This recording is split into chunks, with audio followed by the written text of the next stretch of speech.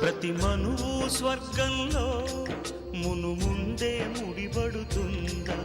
ఆ మాటే నిజమైతే ఈ చట్టం విడగొడుతుందా?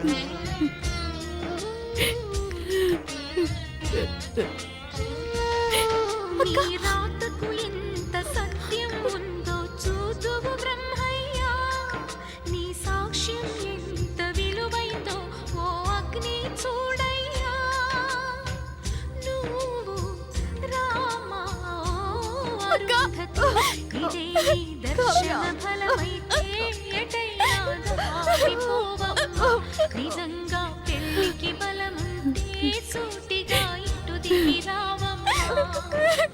పందిని వేసిన ఆకాశానికి ఇవ్వమ్మా ఆహ్వానం, ఈటలు వేసిన ఈ నేలమ్మకి ఇవ్వమ్మా ఆహ్వానం. నువ్వనేదానివి కదా వచ్చేయమని. ఇన్నాళ్ళక ముహూర్తం కుదిరిందే. మంచి పని చేసావక్క. ఇప్పుడే నందు బావ ఫోన్ చేసి చెప్పాడు. చాలా సంతోషం అనిపించింది. ఒక అక్క కాపురం కూలిపోయి పుట్టింటికి తిరిగొస్తే ఒక చెల్లి ఇంతగా సంతోషపడ్డాం ఎక్కడా జరుగుండదేమో. ఏం సంతోషమే! ఎన్నాళ్ళు ఇది నరకాన్ని అనుభవించిందని తలుచుకుని ఏడవాలో, దాని 100 ఏళ్ల జీవితం ఇలా అయిపోయినందుకు తనలో చూస్తూ కుమిలి కుమిలి చావాలో అర్థం కావటం లేదే. ఎందుకమ్మా మనం కుమిలి కుమిలి చావడం? ఆ పని వాళ్ళు చేయాలి. అక్కని దూరం చేసుకున్నందుకు వాళ్ళంతా తప్పు తెలుసుకొని కుమిలి కుమిలి చావాలి. అక్క అత్తగారింటి నుంచి తిరిగి రాలేదమ్మా, ఒక జైలు నుంచి తిరిగొచ్చింది. అమ్మా అమ్మ ఏడవకమ్మా. అయ్యో అమ్మా అమ్మా అమ్మా అమ్మ ఏడవకమ్మా. అమ్మ ప్లీజ్ అమ్మా ఏడవకమ్మా. అమ్మ ప్లీజ్ అమ్మా. అమ్మ ఏడవకమ్మా. అమ్మ లేవమ్మా. అమ్మ ఏడవకమ్మా. ఊరుకోమ్మా.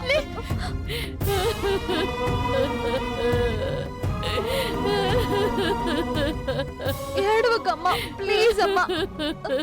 అమ్మ ఒక్కసారి నా మాట వినమ్మా. అమ్మా అమ్మా ఒక్కసారి నా మాట వినమ్మా. అమ్మ ఊరుకో అమ్మా. తప్పు నా వైపు కూడా ఉందమ్మా. పెళ్లి మండపంలో అతను నన్ను చేసుకోననే చెప్పాడు, కానీ ఆ మాట నన్ను చెప్పమన్నాడమ్మా. అప్పుడు నేను ఆ మాట అంటే అక్క పెళ్లి జరగదని అబద్ధం చెప్పాల్సి వచ్చిందమ్మా. అమ్మా ఆ ఒక్క తప్పు తప్ప నేను ఇంకేం చేయలేదమ్మా. జీవితాంతం నేను అతనింట్లో ఒక వస్తువులా పడుంటానని అనుకోలేదమ్మా.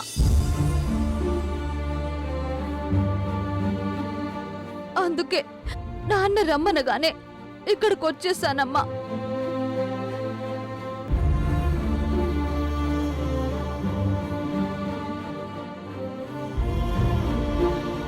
నేను రమ్మనకపోతే నువ్వింకా ఆ నరకంలోనే ఉండేదానివా? తెలీదు నాన్న. కోర్టు నుంచి బయటకు వచ్చాక అసలు ఎక్కడికి వెళ్ళాలో అర్థం కాలేదు. చివరికి ఇక్కడికి రావాలని రాసిపెట్టుంది.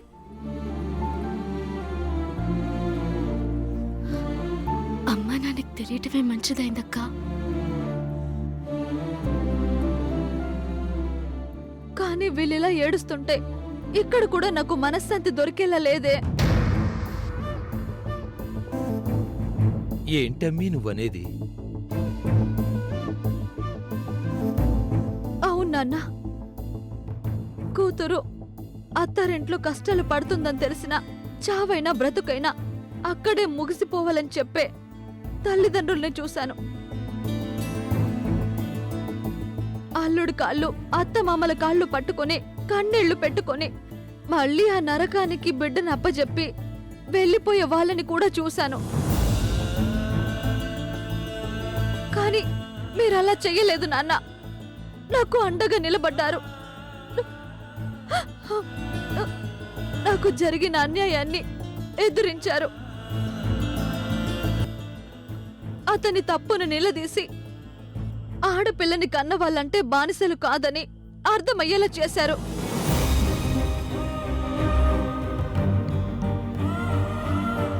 ఇక నుంచి అన్ని మీరే అవుతామని భరోసానిచ్చారు నాన్న.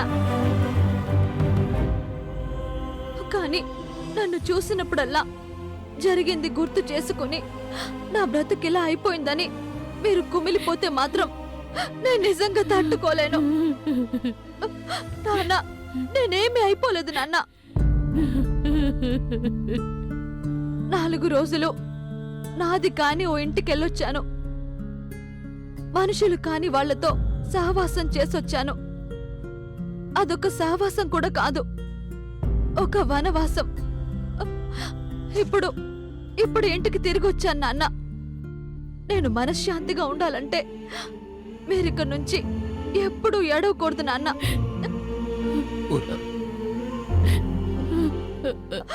అర్థమైందా? అర్థమైందమ్మీ. కానీ నాకేం బాధ లేదు. ఇదే పిచ్చిది ఏడుస్తోంది. తల్లి కదమ్మా, తట్టుకోలేకపోతుంది. ఏమే అర్థమైందా? బిడ్డక్కడుంటే ఏమై ఉండేదో గుర్తు చేసుకోవే. ఏడుపు రాదు. వాడు ఎట్లాంటి మాటలు మాట్లాడాడో గుర్తు చేసుకోవే. కడుపు రగిలిపోయి కళ్ళలోంచి నీళ్ళు రావు.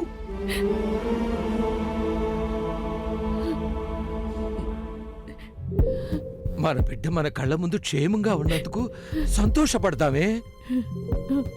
ఏమే అమ్మిని లోపలికి తీసుకువెళ్ళవే. తలస్నానం చేయించి కడుపు నిండా అన్నం పెట్టవే. వింటున్నావా? ఇంకా అలా చూస్తావేంటే? అమ్మిని లోపలికి తీసుకువెళ్ళి. వెళ్ళండి అమ్మి, లోపలికి వెళ్ళండి. పదమ్మీ.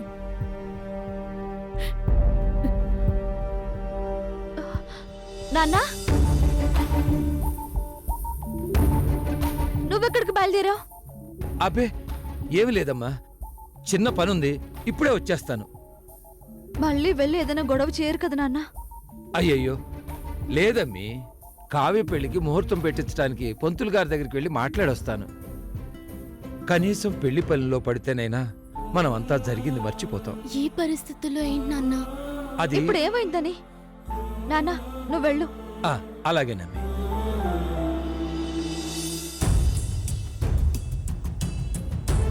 పదండి అమ్మీ. పదక్క.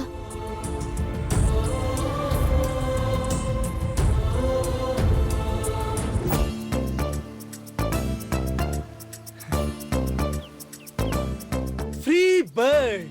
I'm a free bird!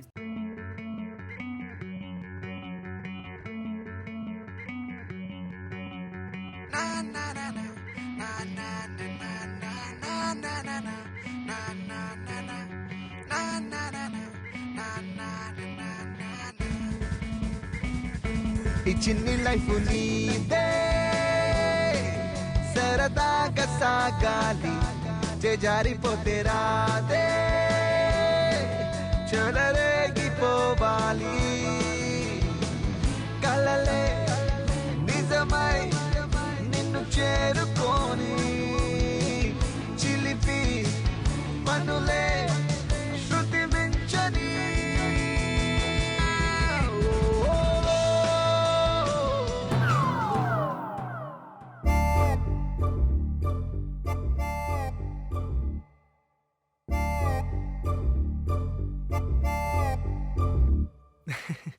Thanks వరుణి.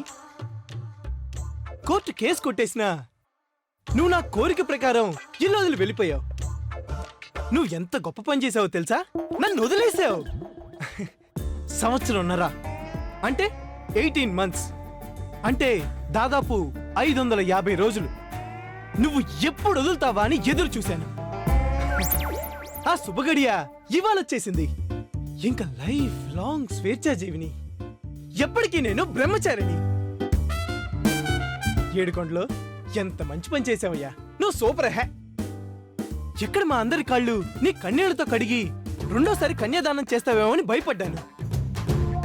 నీ ఎపీరియన్స్ అవుట్డేటెడ్ అయినా ఆలోచనలు మాత్రం అప్డేటెడే. మంచి విప్లవాత్మకమైన నిర్ణయాన్ని తీసుకుని నా జీవితాన్ని నిలబెట్టావు. నీ కూతురు కాపురాన్ని 2 ముక్కలు చేసి నాకు ఫేవర్ చేసావు.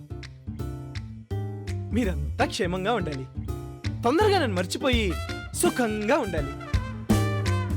వెయ్యి కొన్ని నిందులన్నీ వేసి మనసు ముక్కలు చేసినందుకు నేను గుర్తొస్తే ఛీ థూ అనుకోవాలే తప్ప మరోసారి మధ్యవర్తులను తీసుకొచ్చి రాజీ కుదర్చాలని మాత్రం ట్రై చేయదు సుమా. గుడ్ బై ఏడుకొండలు, గుడ్ బై వరుదిని.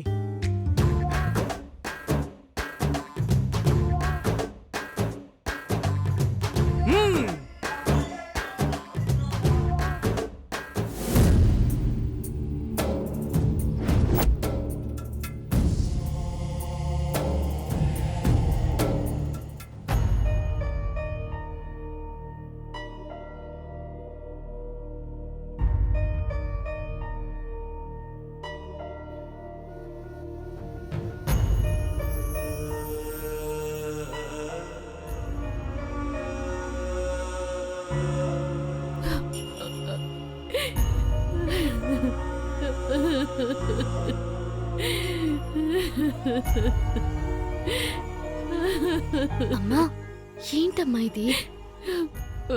నువ్వు కూడా నన్ను మోసం చేసావు కదే. నేనేం చేశానమ్మా? ముందే తెలిసి కూడా నాకెందుకు చెప్పలేదు? నేనే చెప్పొద్దని చెప్పానమ్మా. ఇదిగో నేను ఇలా చూడాల్సి వస్తుందని భయపడే దాన్ని దాచిపెట్టమని చెప్పాను. దాని తప్పేం లేదమ్మా. నువ్వు ఇలా ఒంటరిగా ఉండకమ్మా. రామ్మా, బయటికి రా. పద కావ్య, రామ్మా, రా.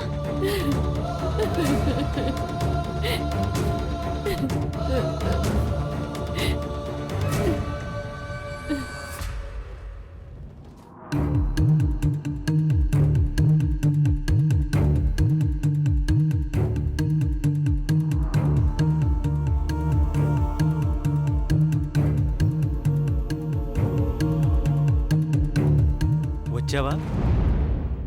వచ్చేసావా?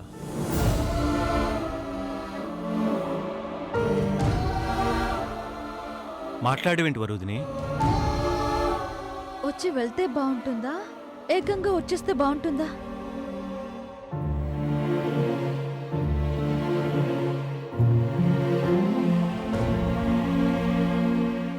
నీకేం చెప్పాలో నాకు అర్థం కావట్లేదు వరుదిని. వచ్చిందే మంచిదైంది బాబు. అక్కడుంటే నా బిడ్డ నాకు దక్కేదే కాదు. అంత దుర్మార్గుడు అయ్యాడేంటి వాడు? మనకి తెలిసింది చాలా తక్కువ. వాడింకా అక్కని ఎంత హింసించుంటాడో.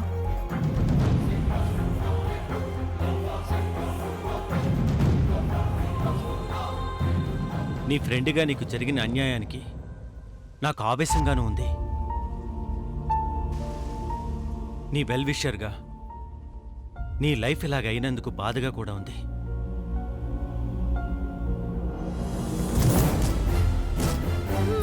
బాబు వెల్విషరు, నాకు బాధ లేదు, ఏం లేదు. జరిగిందేదో జరిగిపోయింది. Just leave it. ఇప్పుడు జరగాల్సింది మీ పెళ్లి. దాని గురించి ఆలోచిద్దాం. అసలు షాపింగ్ ఎప్పుడు చేద్దాం, ఎక్కడ చేద్దాం? ఏ రాజా, ఇక్కడ ఏదో కొత్త షాప్ ఓపెన్ అయిందట, అక్కడ చేద్దామా? ఏ చెప్పవే. బాబు వచ్చేసారా? శుభం. నాన్నా, ఏమైంది? పంతులేమన్నారు? ముహూర్తం ఎప్పుడు పెట్టమన్నారు? 5వ తేదీ మంచి ముహూర్తం ఉందంటమ్మి. ఇదిగో లగ్న పత్రిక కూడా రాయించుకొచ్చాను.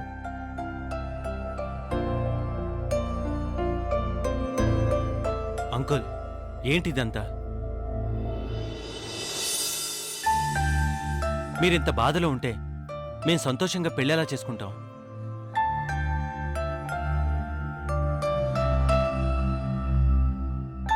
ఏయ్, మేం బాధలో ఉన్నామని నీకెవరు చెప్పారు? ఉమ్, నాన్నా, మీరు చెప్పారా? లేదమ్మి. చూడు, నాన్న ఎంత సంతోషంగా ఉన్నారు. రాజా, నా సంగతి పక్కన పెట్టు. మీరిద్దరూ హ్యాపీగా ఉండండి, సంతోషంగా ఉండండి.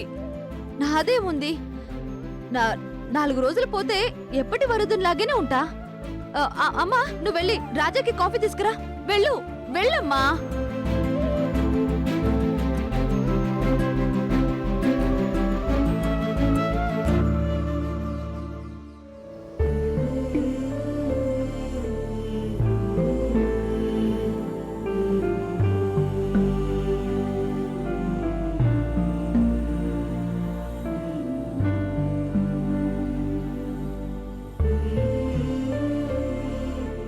నువ్వు సంతోషంగానే ఉన్నావా?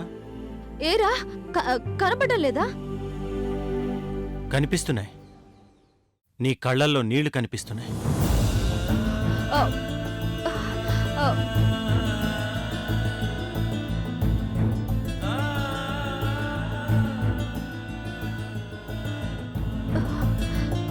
ఎందుకో రాజా, నిన్ను చూడగానే ఏడు బాగలేదు.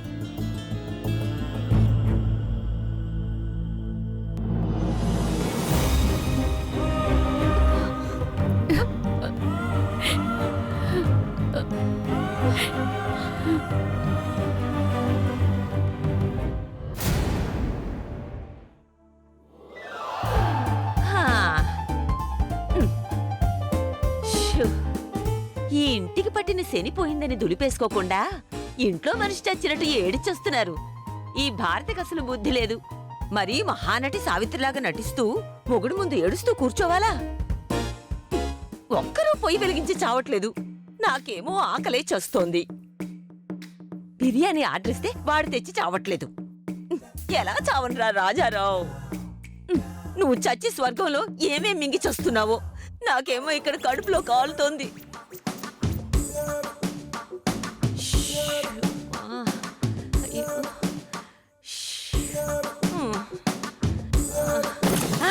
వచ్చావా? బిర్యానీ మేడం. వెళ్ళగనవయ్యా. వేడివేడిగా తెచ్చిన మేడం, తినేసేయండి మేడం. సర్లే, డబ్బులు తీసుకుని ఏడు. చిల్లర లేదు మేడం. నీ బొందకేసి కొట్టుకో, వెళ్ళు. మీరు చచ్చినప్పుడు పిలవండి, మరమరాలు చిల్లర తీసుకొచ్చి మీ బొంద మీద వేస్తాను. ఎదవా ఎదవా, రాజారావు జుట్లోంచి ఊడిపడ్డట్టే ఉన్నాడు. ఆ సచ్చినోడు ఎప్పుడు వీళ్ళింటికెళ్ళి చచ్చాడో. ఛీ!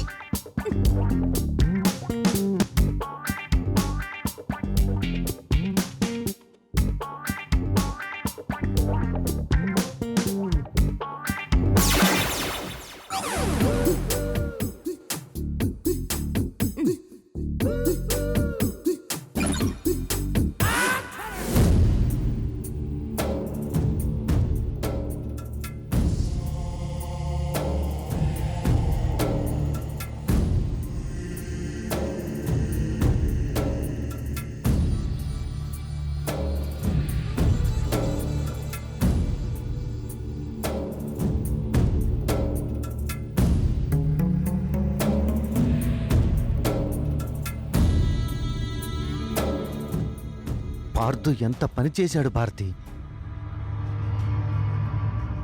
ఇంత పని చేస్తాడని కల్లో కూడా అనుకోలేదండి.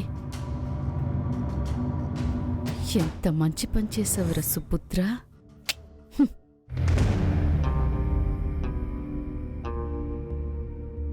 ఎప్పుడు నవ్వుతూ కళకళ్లాడుతూ తిరిగే ఆ పిల్ల ఇన్నాళ్ళు ఇంత బాధని ఎలా భరించిందో చూశావా? చూడలేదండి. చూశానండి. పాపం అంత బాధను ఎలా భరించిందో. ఏమండి, ఎంతో కొత్త చెప్పినా మనం సర్ది చెప్పేవాళ్ళం కదండి. అవును, ఆనాడే చెప్పుంటే ఇంత దాకా రానిచ్చేవాళ్లమే కాదు. వాళ్ళిద్దరూ రాసుకు పూసుకు తిరుగుతుంటే ఆ ప్రేమంతా నిజమే కాపోలు అనుకున్నాం కదండి. నా కొడుక్కి నేనంటే భయం భక్తి మెండుగా ఉన్నాయని అర్థమైపోయింది. నాకు పని లేకుండా నీ సంసారాన్ని నువ్వే ముక్కలు చేసుకుని చాలా మేలు చేసావు కదరా. ఈ బాధని ఎలా భరించాలో అర్థం కావటం లేదు భారతి. ఈ సంతోషాన్ని ఎలా ప్రకటించాలో నాకు అర్థం కావటం లేదు. మనమేం చేయలేమంటావా? బాధపడ్డం తప్ప మనమేం చేయగలమండి? కలిసి ఉండాల్సింది వాళ్ళు. ఇన్నాళ్ళు చాటుగా మాటుగా కొట్టుకు చచ్చారు.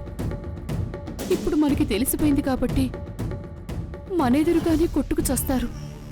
నువ్వు నేను నీ పెళ్ళం బాధపడితే మాత్రం ఏమురుగుతుందయ్యా ప్రసాదు? గుర్రాన్ని గడ్డివాముదాకా తీసుకువెళ్ళగలం గాని బలవంతాన గడ్డి తినిపించగలమా? దానికేదో సర్ది చెప్పి లాక్కొచ్చామే అనుకో, వాడు కాపురం చేయాలి కదా.